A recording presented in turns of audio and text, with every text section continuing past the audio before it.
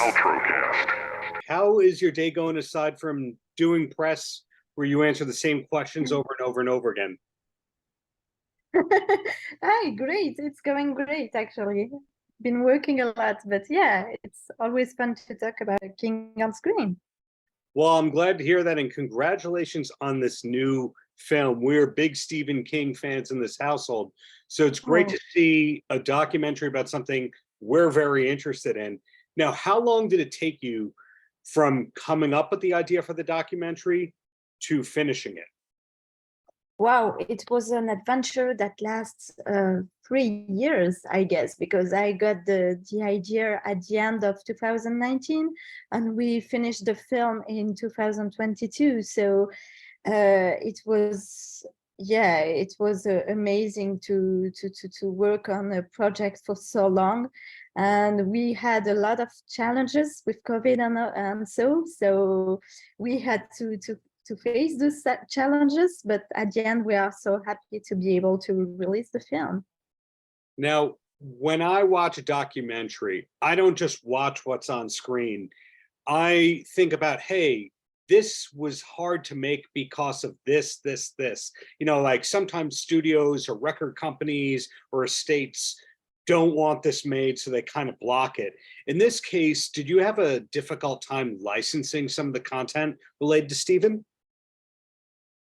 Well, actually, licensing, no, it was okay because we had a law team and a lawyer and everything. So I wasn't really included in all that Oh, stuff that was quite a nightmare, I guess, to do. But yeah, but no, otherwise, yeah, it took a long time. And the most difficult part was trying to make a film with like 40 hours interview.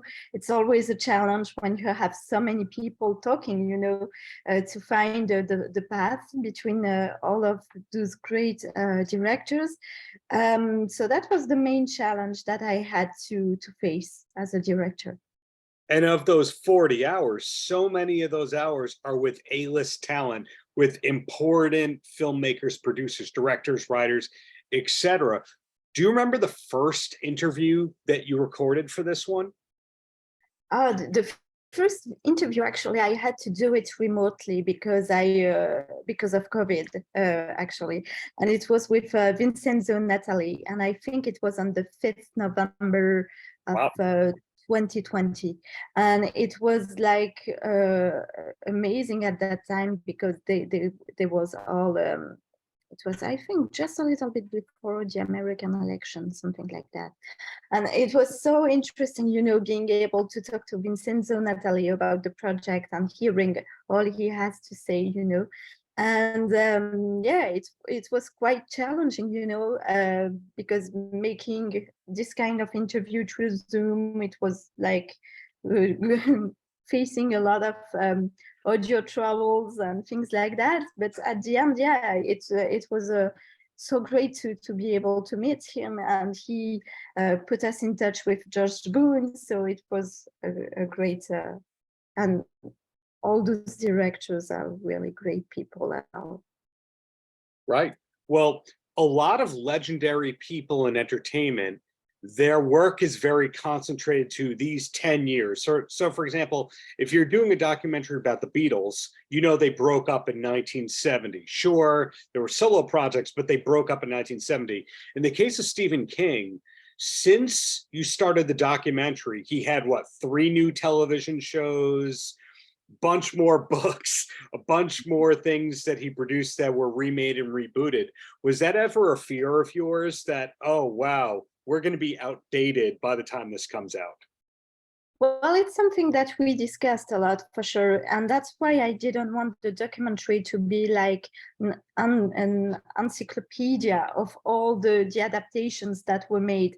Because if you are doing something like that, you are completely like not up to date, Right. like 1 year later. So it doesn't have a point really to do something like that, we thought. And so we decided to talk about, the main subject that are in Stephen King adaptations, and to illustrate them with the films, giving example through all those great films. When we talk about the family unit, for example, with Cujo and Shining. And so doing something like that offered a lot of more freedom than if we decided to make something like very date by date, which would be more mechanical, and we would lose somehow the human aspect of having a discussion with the directors. So it's a choice that we made, and we stick by this choice. Some people love it, some are a little bit don't disturbed somehow, because it's not like a classic documentary, it's like going through different themes. So yeah, it's a choice that we made, and I think it was the best choice when you are making a documentary about Stephen King, because you can't talk about 80 adaptations in an hour and a half. Agreed. And if my research is correct, you also have a forthcoming documentary about another great filmmaker, Alfred Hitchcock. Is that correct? Yes, absolutely. Yeah, that documentary will be screened in the Venice International Film Festival in September. And it's a very interesting documentary because it's about the collaboration between Alfred Hitchcock and John Steinbeck on the movie Lifeboats, a film that was considered pro-Nazi by some journalists when it was released.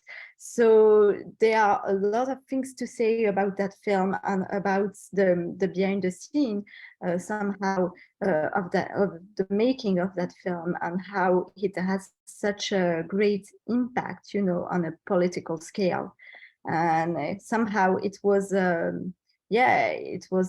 cancelled by many journalists. So it's interesting to analyze it like so many years after, Yeah.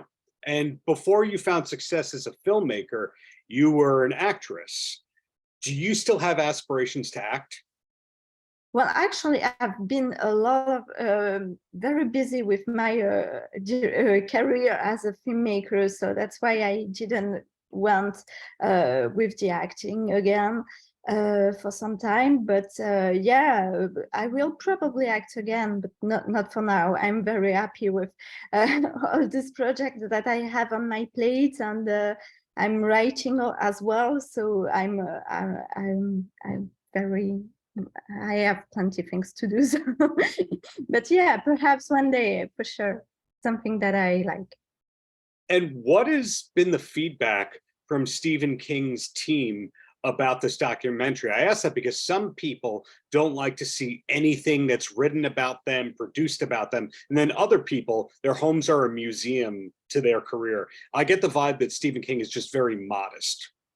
Yeah, he's very modest, and at the same time, he was quite helpful with the documentary, because sometimes we needed things from him to convince actors to participate in the documentary, and he wrote a nice letter saying that he was supporting the project, which helped a lot. And by that, when we finished the documentary, for sure, we sent him a link, and we were very nervous, because you never know how the person is going to react.